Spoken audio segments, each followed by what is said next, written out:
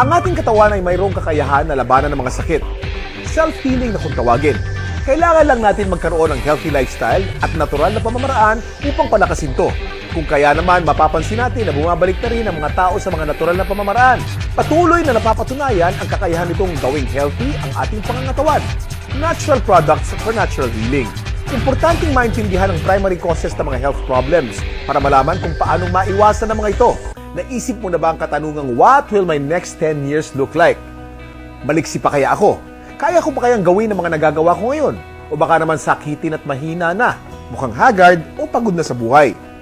Alam niyo bang may isang halaman na ginagamit pa mula pa noong panahon ng Biblia na sinasabing nagsusupply ng complete nutrition from birth to old age at isa sa most nutritious of all plant foods na makakatulong mag-maintain ng strength, stamina, and energy hanggang sa pagtanda? Alam niyo bang Sante Barley lang ang kaisa-isang kumpanya na certified organic barley grass from New Zealand? Ito ay certified by BioGrow na isa sa leading certification agency sa New Zealand. Dahil dito, walang iba pang kumpanya sa Pilipinas ang may organic certification na katulad ng hawak ng Sante Barley. Kaya napakahalagang kilatisin ng maigi ang iba pang produktong nagsasabing certified organic o kaya ay from New Zealand. Iba pa rin ang tunay na certified. Ito yung mahalagang assurance ng kalidad ng produktong iniinom mo. Sure na sure ka sa quality ng organic barley grass mula sa New Zealand ng Sante Barley. Bakit mahalaga na manggaling to sa New Zealand?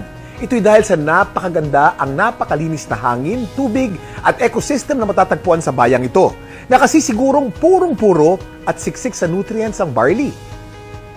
At dahil organic at walang bahid ng pesticides o synthetic fertilizers to, sensitibo sa weather conditions ang pag-harvest ng barley.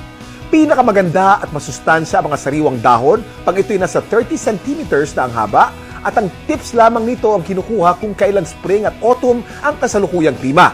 Ito rin ang magbibigay ng natural na lasa at kulay sa organic barley grass. So ano bang hinihintay nyo?